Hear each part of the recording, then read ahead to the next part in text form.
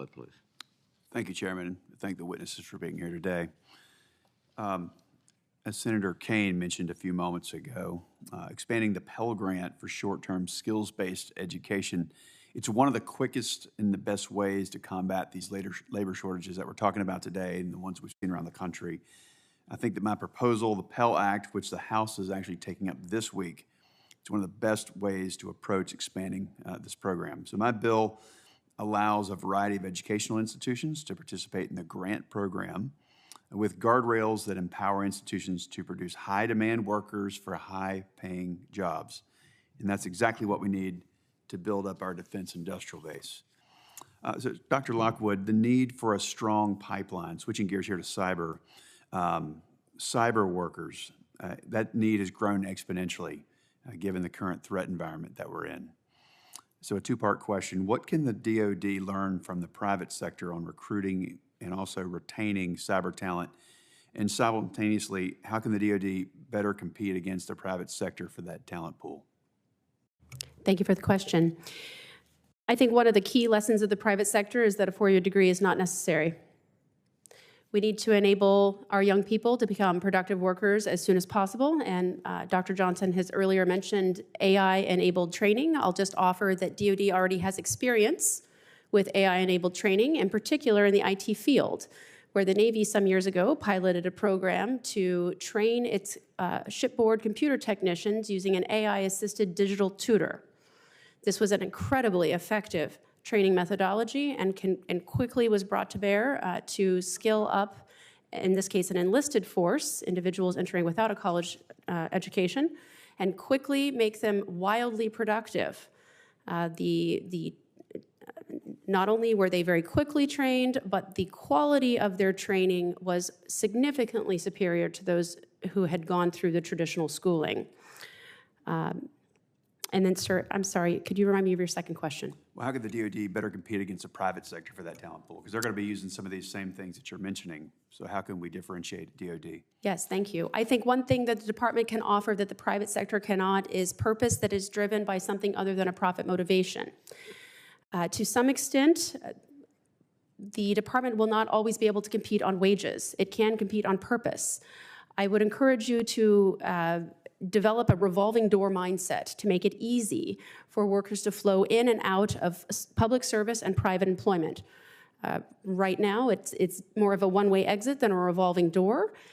So making it easy to recapture that talent, to give re-entering either service members or civilian workers time to recover their career track within the DoD apparatus would be, I believe, very effective. Thank you. Thank you. So, every high school or college student with a STEM major, they're aware of all these opportunities with Google, Amazon, other big tech firms. So, do you think the Pentagon can improve its advertising or public education on on civilian career opportunities? And what recommendations, if any, would you have that would allow us to further increase the visibility of DoD opportunities? Thank you for the question. During the time of COVID, DoD and its industrial partners' footprint in public schools was significantly curtailed, and it has not recovered. I think FaceTime is very important with our young people, and the public schools provide an important avenue for that. So critical to the defense industrial base and the DoD's civilian workforce is not only hiring talent, but retaining talent, as you know. Are you aware of any barriers in OPM's promotion process which could inhibit retention within the DoD civilian workforce? Dr. Lockwood. Yes, thank you for the question. I will note that the OPM process for nearly all personnel actions is quite bureaucratic, and it takes a very long time. In many cases also, the position descriptions are outdated and perhaps not well honed for the actual work that needs to be done, and this would inhibit timely promotion and advancement if candidates are being screened by OPM against outmoded job descriptions. One of the things some of my colleagues have mentioned is the shipbuilding challenges, undersea submarine building challenges coming up. As the Navy works to expand the size of its fleet, so what incentives particular to that would you suggest for the Department of Defense and the manufacturing workforce in this particular area related to shipbuilding and undersea capabilities? Any of you? We need to draw more workers into this field.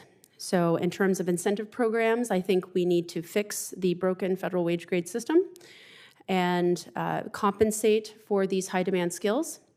That there needs to be a very visible public campaign to advertise these availabilities and to really put ourselves out there and say this is critical for the national defense and let's all get after it. Great, thank you.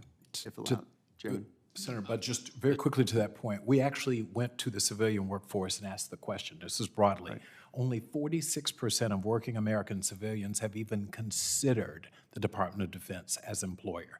And when we asked them specifically why, the primary reason that was cited was a lack of knowledge about the DoD's culture and their employer brand. So in addition to raising salaries and providing all sorts of benefits and talking about, we need to sell that this is an actual opportunity. People just don't think of doing it. They think about go to the military or not. Very helpful. Thank you all. Thank you, Senator Bud. Senator Kelly, please.